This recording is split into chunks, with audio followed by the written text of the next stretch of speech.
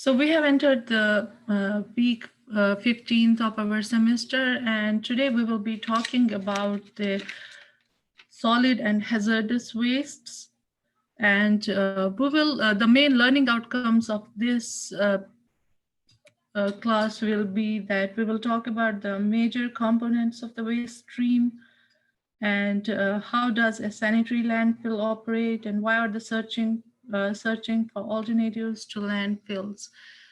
We will talk about the ocean dumping, which is a problem right now, and our 3 R's of waste reduction, which is most important nowadays.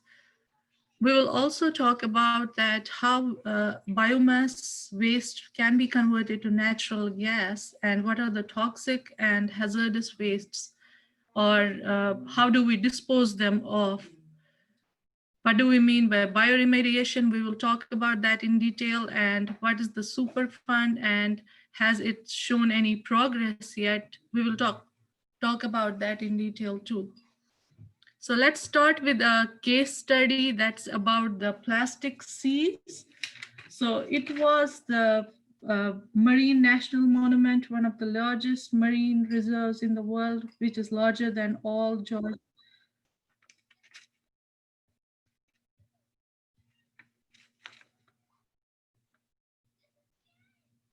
And it was established by the President George W. Bush in 2006. The sanctuary was expanded by the President Obama in 2016.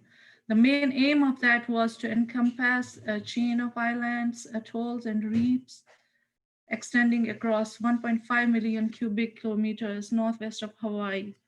So that monument protects some of the most pristine and diverse deep coral reefs and over 7,000 marine species.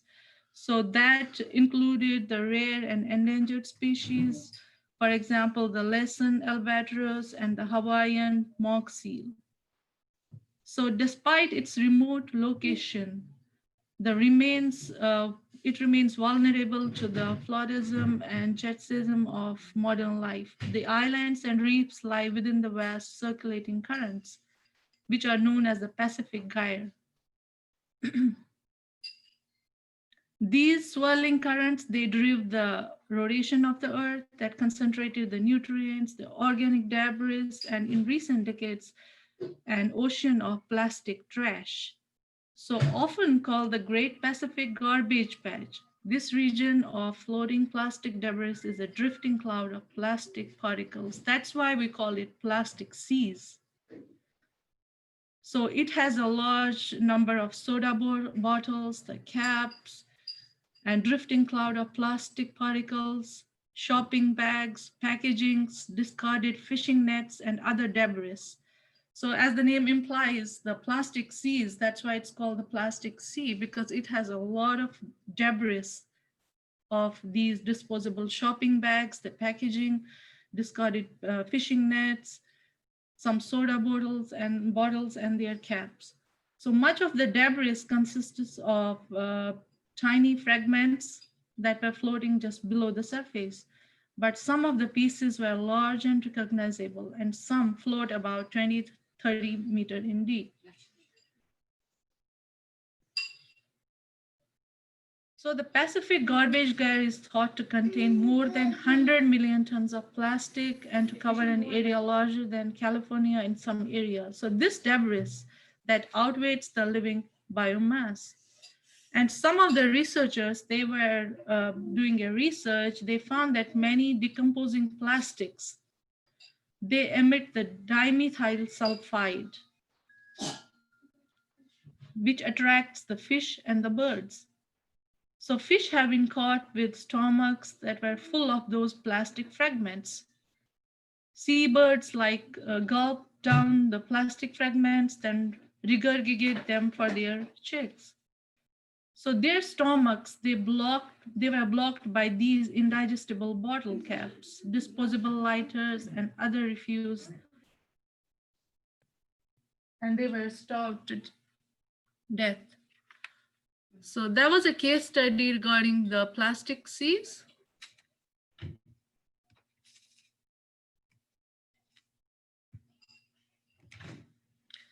So, what waste actually do we produce? We all produce unwanted byproducts in nearly everything to do.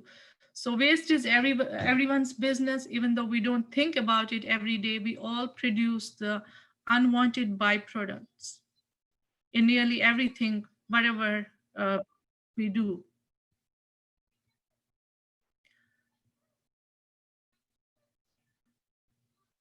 According to Environmental Protection Agency, the United States produces about 11 billion tons of solid waste each year. That's roughly 3.6 tons per person.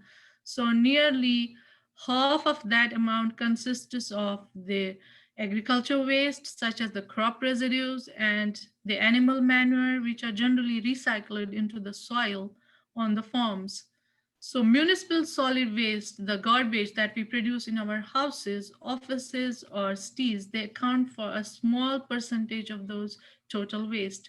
But it is very hard to reuse and recycle because it contains many different materials. So, another one third of all solid wastes, they are the mine telenas, overburden from strip mines, smelter slag, and other industrial wastes from the mining and metal processing. Much of this material has been stored in or near its source of production.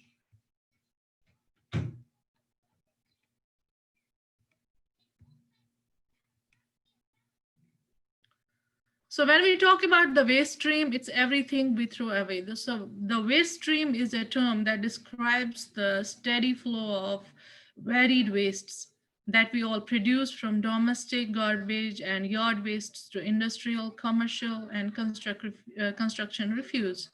So many of the materials in our waste stream should be valuable resources if they were not mixed with other garbages. Unfortunately, our collecting and dumping processes, they mix and crush everything together.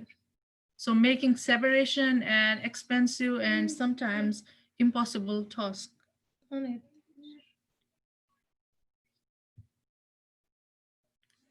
So what actually is in the waste stream? So like in this figure, you can see here that the organic materials such as the yard and the garden wastes. Also, we have some food waste and waste sludge, some junked cars, worn out furniture and consumer products. We have certain newspapers, magazines, packaging, ads, and paper office refuse. So it constitutes, the recycled one is about 26%, the landfill is about 54%, the composted is 8%, and incinerated is like 12%. Also in this, the amount that's generated by weight is about, we have some yard trimmings, about 14%.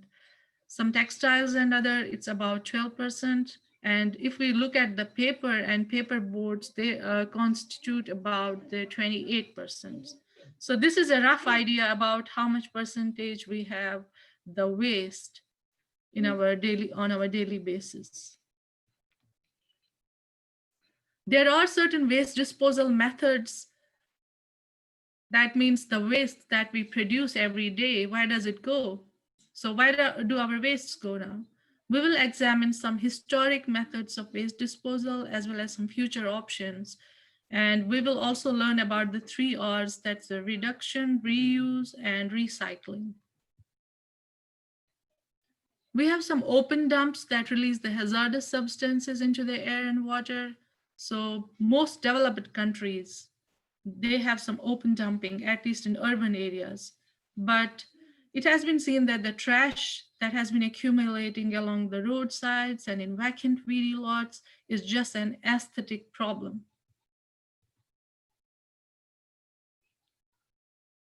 So much of this trash that it washes into the sewers and then into the ocean. Often illegally dumped garbage includes the waste oil and the solvents. So it has been estimated that about 200 million liters of waste motor oil are poured into the sewers or allowed to soak into the ground every year in the United States. So we can examine that it's about the 5 times as much as was spilled by the Exxon Valdez in Alaska in 1989. So no one knows the volume of all those solvents and other chemicals that are disposed by the similar methods.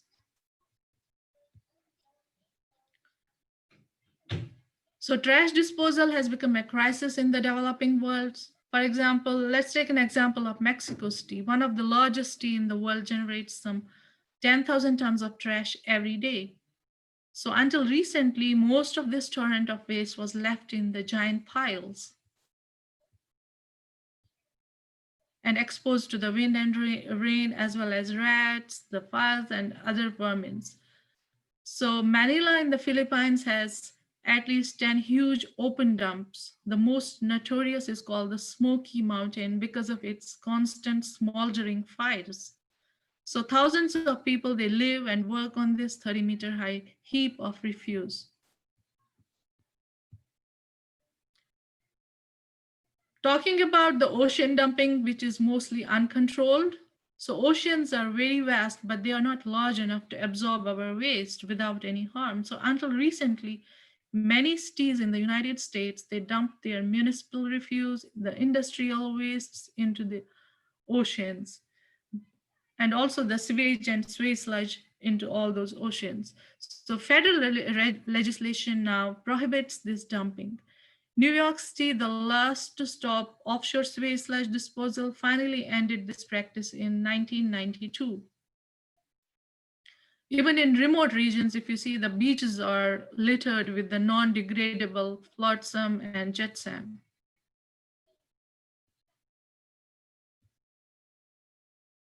Let's now talk about the plastic pollution that ends up at sea and is ingested by the wildlife, taking their lives, like here you can see in the picture. So plastic trash that are dumped on land and sea ends up on remote beaches and in the bellies of these seabirds. Like here you can see the stomach of this seabird who has ingested a lot of trash, the plastic from the sea that were dumped into the sea. So here an autopsy of a young Lesan albatross shows the plastic uh, uh, that was ingested and his parents that accidentally swallowed and then regurgitated to feed the chick. Let's now talk about the Great Pacific Garbage Patch, where that was discovered in 1997 by sailing captain Charles Moray, which is the best known of these plastic debris fields. In all the world's oceans, vast circulating currents known as gyres are driven by the Earth's rotation. These currents, they collect the floating plastic debris, much of it the tiny fragments, and in regions that are thousands of kilometers wide. So North Pacific Gyre has captured at least 100 million tons of this plastic. Talking about the landfills, they receive most of our waste. A modern sanitary landfill is designed to contain the wastes. So the operators, they are required to compact the refuse and cover it every day with a layer of dirt. What does that covering do is it just decreases the smell and to litter and to discourage the insects and the rats that will be uh, hiding in those piles. So this method helps control pollution, but the dirt will also takes up as much as 20% of landfill space.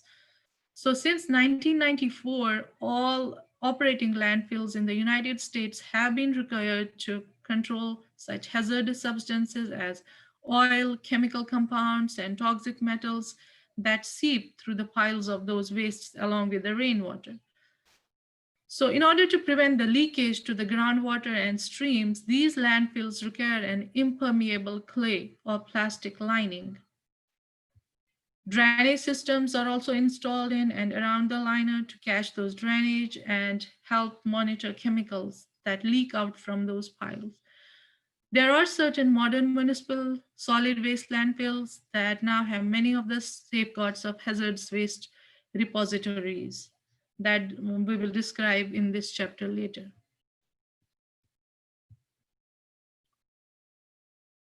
We all know that methane, which is about 20 times as potent at absorbing heat as carbon dioxide. So this represents about 12% of all greenhouse gas emissions. That means we have three most dangerous kind of greenhouse gases. That one is the carbon dioxide, methane, and we have the nitrous oxide. So these greenhouse gases, they bring about a lot of climate change, the global climate change, and the methane represents about, it constitutes about 12% of all greenhouse gas emissions. So until recently, almost all of these landfills, methane was simply vented into the air. Now about half of those landfill gas in the United States is either burned on site or is collected and used as a fuel to generate electricity. So methane recovery in the United States produces about 440 trillion gigatons per year and is equivalent to removing like 25 million vehicles from the highway. So some landfill operators, they are deliberately pumping water into their waste as a way of speeding up production of this valuable fuel.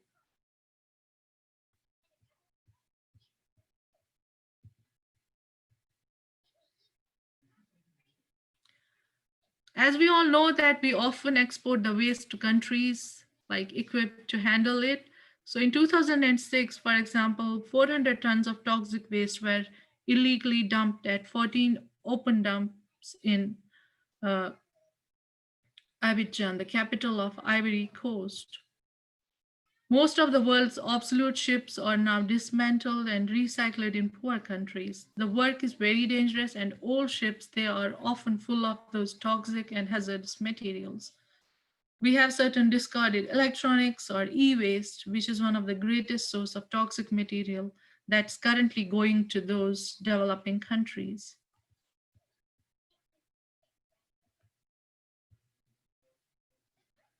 So how can we deal with the e-waste? Until recently, most of the e-waste went to China, where the villagers, including the young children, they would break it apart to retrieve the valuable metals.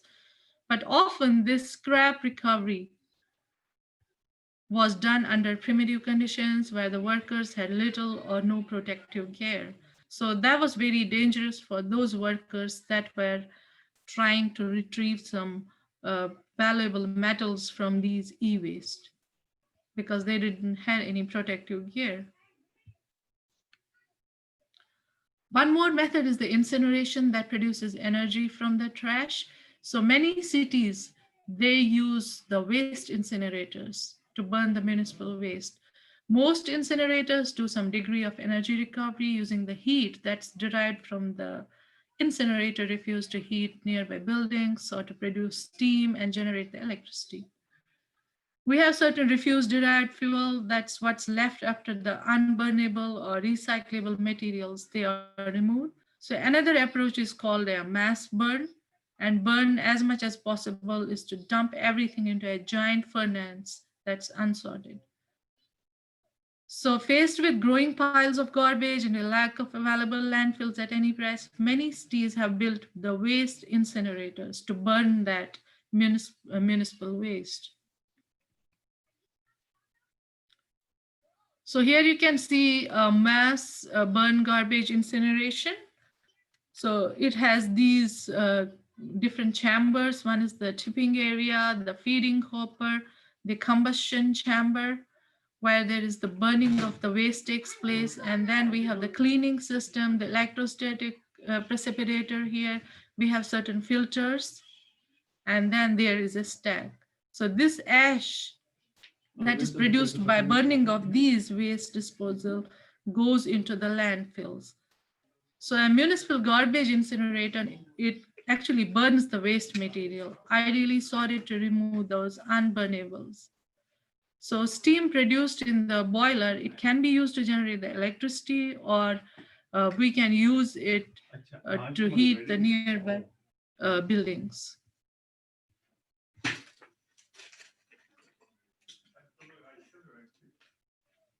So the process of incineration can produce the health risks. If they are not well built and well managed, incinerators can produce a large amount of ash and certain hazardous airborne emissions.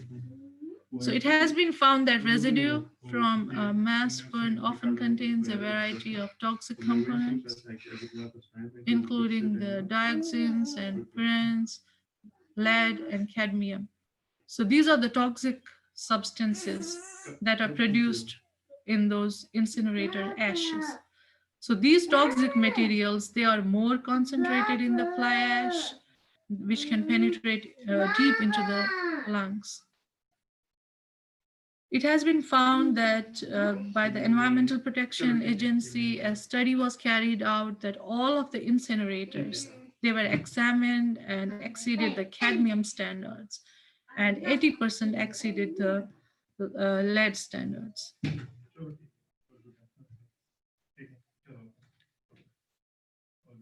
Let's now talk about the recycling, which is a term that's used in solid waste management. It's the reprocessing of discarded materials into the new products. So usually the recycling is an easiest way where the materials are separated.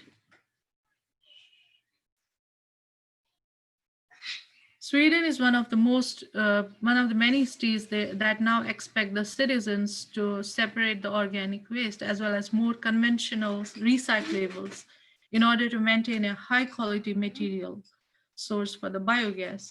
So keeping those food waste out of paper, plastics, and metals, they also greatly facilitate the processing and reuse of those recyclables.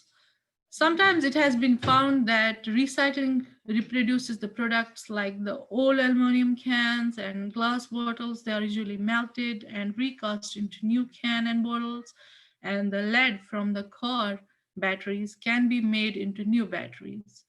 So these are all the recycled products that we can get from the waste. So sometimes entirely new products are also made. For example, the old tires, they are shredded and turned into the rubberized playground or road surfacing. So newspapers, they become the cellulose insulation, and steel cans, they become new automobiles and construction materials.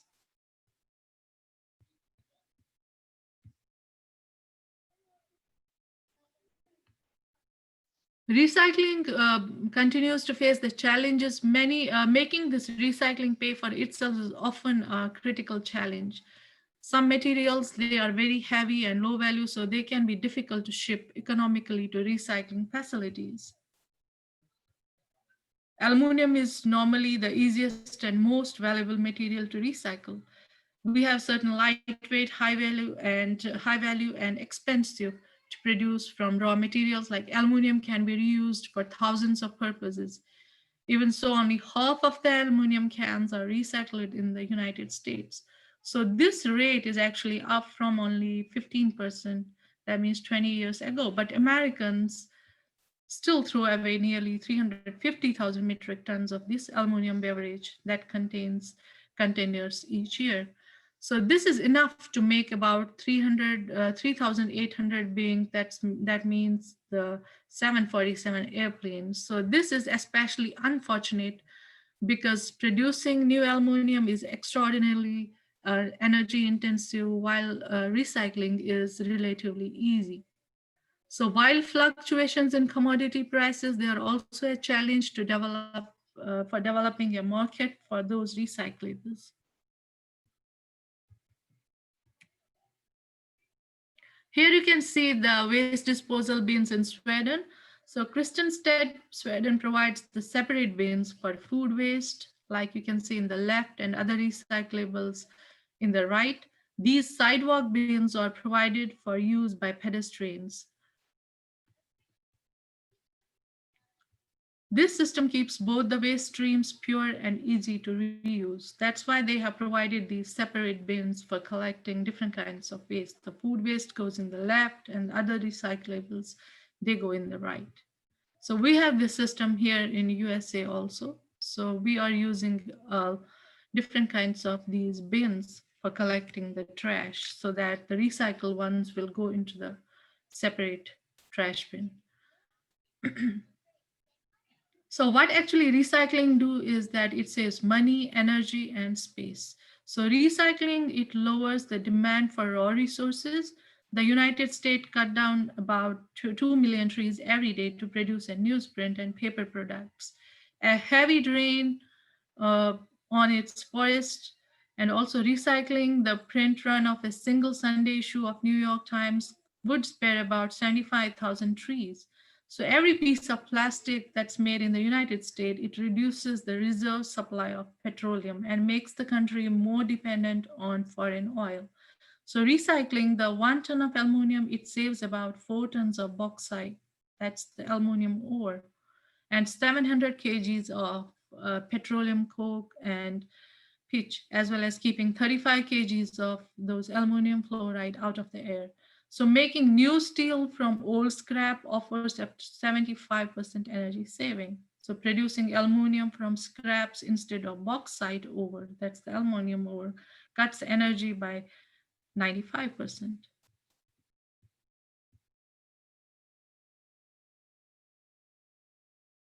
So keeping those material out of landfills has the multiple benefits. Consumers can help by buying the recycled products. We can also do composting those recycled organic wastes that are pressed for landfill space. Many cities have banned that yard waste from municipal garbage. Rather than bury this valuable organic material, turning it into a useful compost, and that compost we can use as an organic manure in our gardens, the kitchen gardens or fields. So composting is the biological degradation of organic matter under the aerobic conditions. So all the yard waste that we get from the cities, they are uh, put into the they are banned from putting into the municipal garbage rather than dumping them into the soil, and then the process of decomposition, it occurs under the soil, and that's called the composting. And then that compost we can use as an organic manure in our fields or kitchen gardens. The organic compost resulting from this process makes nutrient-rich soil amendments that aids the water retention, slows the soil erosion, because the compost, the organic manure that we are adding to the soil, it holds the soil particles together. So there will be slow soil erosion, and it also improves the crop yields and the water retention.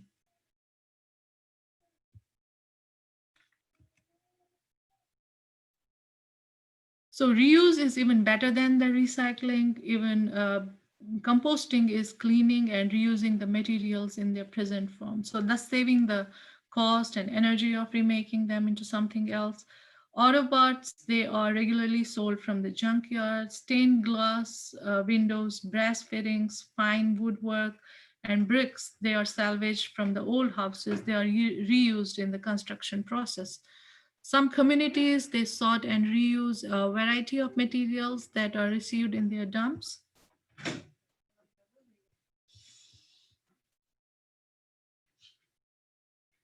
So what happens to the garbage? Is it a liability or a resource? The question is, which of these is the most efficient use of our resources and environment? So we have certain materials in our municipal waste stream that have been hard to extract and reuse.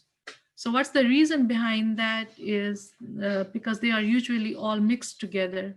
So all the new sorting and recycling systems, they can separate the mixed waste. The waste can be a liability or a resource. It all depends upon how much waste we produce, how much we landfill, and how much we incinerate, and how we recycle that. So elements in our wastes, we have the aluminum, we have lead, carbon, or nitrogen that don't disappear. So they may sit in a landfill for centuries, or they may be incinerated. And once incinerated, they are emitted into the atmosphere. Or what we can do is, they may be recycled or transformed into other useful objects.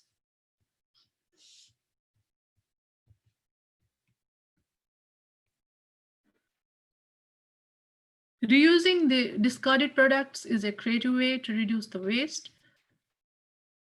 This recycling center in Berkeley, California, it provides the building supplies and saves money for the community. So reducing waste is often the cheapest option. So among the three R's, that's the reduce, reuse, and recycle. The most important strategy is the first one. That means the reduce. So reducing waste is often the cheapest option among the three R's. So industries are increasingly finding that reducing saves the money. Soft drink makers, they use less aluminum per can than they did 20 years ago, and plastic bottles use less plastic. The 3M company has saved over $500 million in the past 30 years by reducing its use of raw materials. That means they have been reusing the waste products and increasing the efficiency. So excessive packaging of food and consumer products is one of our greatest sources of unnecessary waste. So while disposable packaging is necessary, we still can reduce the waste by using the degradable materials. Or we can rethink of consumption habits that can be done at any scale, from the nation, state, or corporation to the individual. It has been also found that the industries, they are increasingly finding that reducing saves the money. So what we can do to reduce the waste?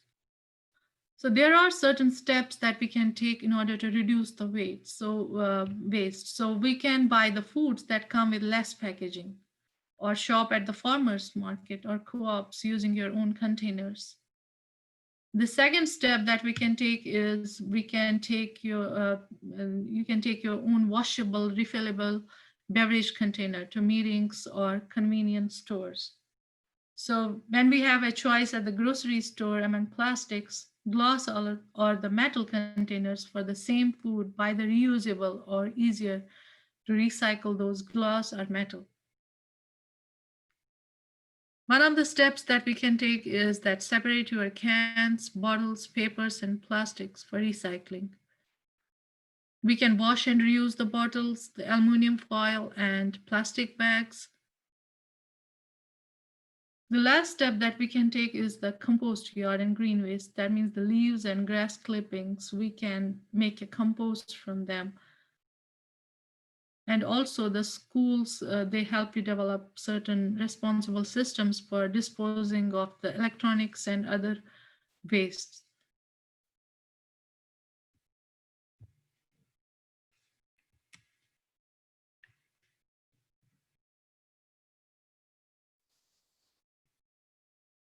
The most dangerous aspects of the waste stream is that it often contains highly toxic and hazardous material that are very injurious to both human health and environmental quality. We all know that we now produce and use a vast array of flammable, explosive, caustic, acidic, and highly toxic chemical substances for industrial, agricultural, and domestic purposes. According to the Environmental Protection Agency, the US industries, they generate about 900 million metric tons of officially classified hazardous waste each year, and 3 metric tons for each person in the country. So in addition, considerably, there are more toxic and hazardous waste materials that are generated by the industries or the processes that are not regulated by the Environmental Protection Agency. So shockingly, at least 40 million metric tons of toxic and hazardous waste, they are released into the air, water, and land in the United States each year. And the biggest source of these toxins are the chemical and petroleum industries. So these hazards and toxic waste that are released into the air, they bring about the global climate change. So that's one of the reasons for the global climate change. So here you can see the breakdown of the chemical and petroleum industries that produce the most hazardous substances. So like here, the red patch here, it shows the metal processing and mining. It constitutes about 22% of the hazardous waste. The chemical and petroleum industries, they constitute about 71% of hazardous waste to the environment. And all other industries in the green patch here, they constitute about 7%. So producers of hazardous waste in the United States are the metal processing and mining, chemical and petroleum industries, and other industries. They just constitute about the 7%. So the major portion of the hazardous waste production is by the chemical and petroleum industries.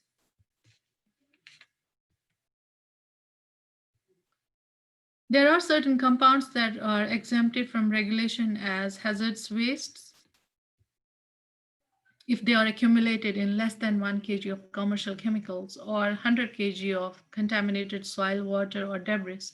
So even larger amounts, like about 1,000 kgs, are exempted when stored at an approved waste treatment facility for the purpose of being beneficially used or recycled or reclaimed or detoxified, or we can say destroyed. So legally, a hazardous waste is any discarded material, liquid or solid, that contains the substances to be like which are fatal to humans or lab animals in low doses, that are toxic, carcinogenic, mutagenic, or teratogenic to humans or other life forms, that are ignitable with a flash point less than 60 degrees centigrade, also that are corrosive and explosive or highly reactive. That means they undergo violent chemical reactions either by itself or when mixed with other materials.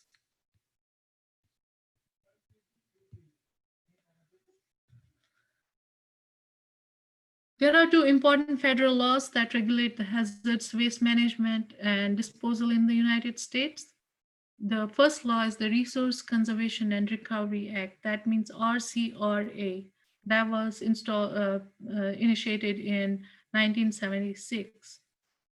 The other law is the Comprehensive Environmental Response, Compensation, and Liability Act. That means CERCLA, or the Superfund Act, we call it. That was passed in 1980, and it was then modified in 1984 by the Superfund Amendments and Reauthorization. That's the SARA.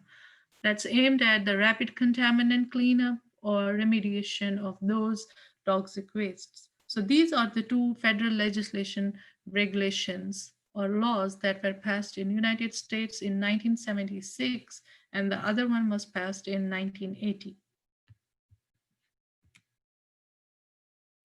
So here you can see the hazardous waste tracking chart. Toxic and hazardous waste must be tracked from cradle to grave by detailed shipping manifests. That means the records.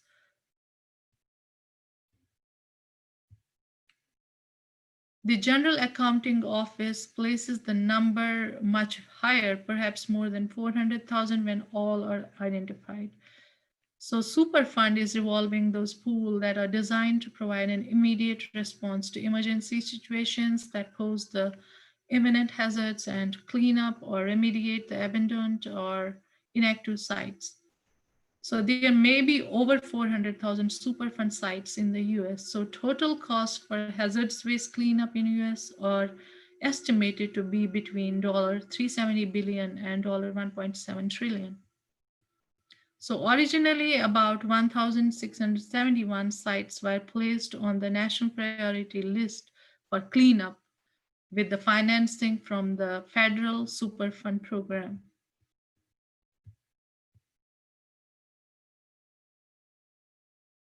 When we talk about the toxic waste disposal, it must be secure and permanent. So because we all know that toxic and hazardous waste is a messy business, but disposal must be secure and permanent, because if it's not secure, that means it can bring about a lot of toxic chemicals into them. It can uh, evaporate those toxic chemicals into the atmosphere, and that can bring about a lot of diseases that can result in a lot of diseases, and that can be dangerous to humans and the other diversities also.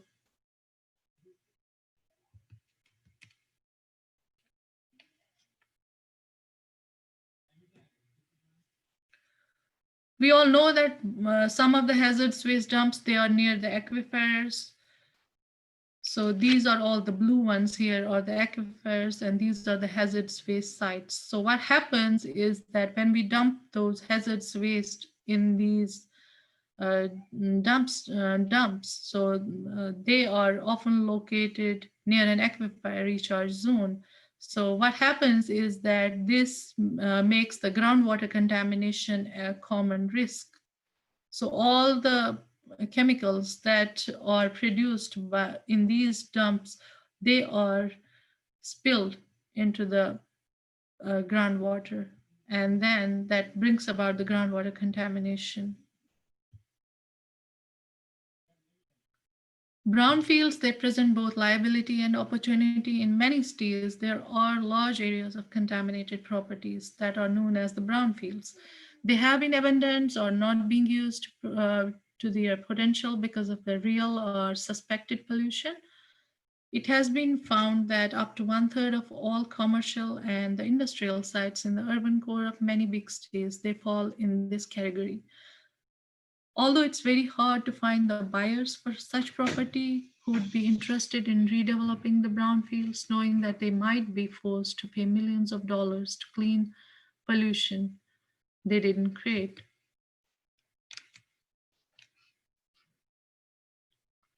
So one way to get rid of those hazardous waste is that hazardous waste must be processed or stored permanently. So what can we do with the toxic and hazardous waste? For example, in our homes, we can reduce the waste generation and choose the less toxic materials. We can buy only what we need for the job at hand, use up the last little bit, or share leftovers with a friend or neighbor, but don't waste them. Food. Many common materials that you probably already have make excellent alternatives to commercial products. So producing the less waste in Minnesota, the 3M company reformulated the products and redesigned the manufacturing processes to eliminate more than 140,000 metric tons of solid and hazardous waste. 4 billion liter of wastewater and 80,000 metric tons of air pollution each year. So it frequently found that these new processes, they not only spared the environment but also saved money by using less energy and fewer raw materials. So manufacturing processes can be modified to reduce or eliminate this waste production. One way is to convert to less hazardous substances. For example, the physical treatments, they tie up or isolate the substances. Let's take an example of charcoal or resin filters. They absorb the toxins. Distillation separates the hazardous components from aqueous solutions. Precipitation and immobilization in ceramic, glass, or cement isolate the toxins from the environment, so they become essentially non-hazards. So one of the few ways to dispose of metals and radioactive substances is to fuse them in silica at high temperature to make a stable, impermeable glass that is suitable for long-term storage. Plants, bacteria, and fungi, they can also concentrate or detoxify the contaminants that are used as the biodegradation products. Chemical processing can transform materials to make them non-toxic, included in this category or the neutralization or removal of metals or halogens like chlorine, bromine, and the oxidation. Incineration is applicable to mixture of wastes, a permanent solution to many problems. It's quick and relatively easy.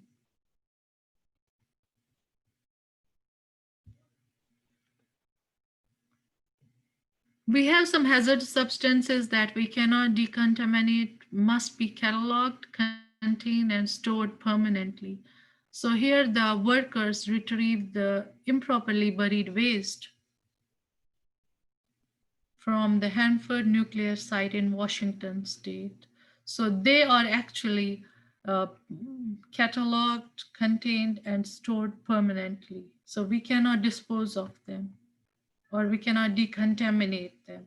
So they have to be stored permanently. Like here in this picture, you can see that the workers, they are working on, they bury some waste from the Hanford nuclear site in Washington state.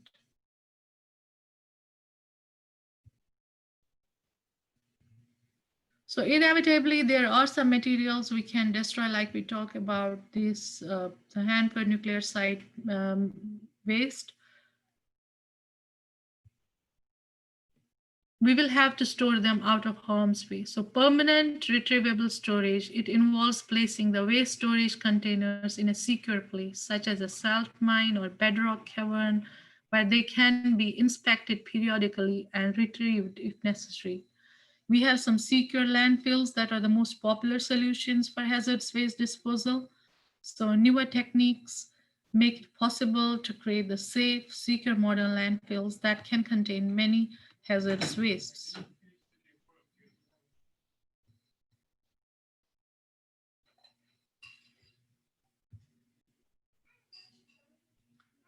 Here you can see a landfill. This is a secure landfill that has a thick plastic liner and two or more layers of those compacted clay and a gravel bed, which drains, collects the material from the landfills.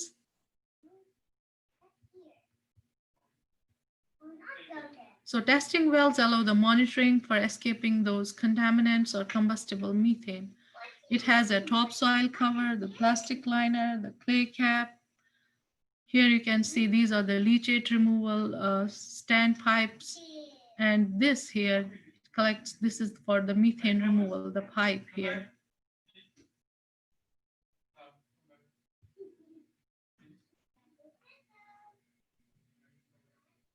So, concluding today's chapter, we talked about the modern society, which, however, produces a prodigious amount of waste, government policies, and there are certain government policies and economies of scale that make it cheaper and more convenient to extract the virgin raw materials rather than to reuse or recycle those items. The rising cost and declining availability of landfills have led to new and creative strategies to reduce, reuse, and recycle waste. That means the three R's. We are actually using all those three R's. That's to reduce, reuse, and recycle the waste. So, paying attention to recycling, reusing, and reducing the three R's, the household and hazardous waste can greatly improve our awareness of our environmental liabilities, and we can have a hold on climate change a lot. So, that was all about today's lecture. Thank you.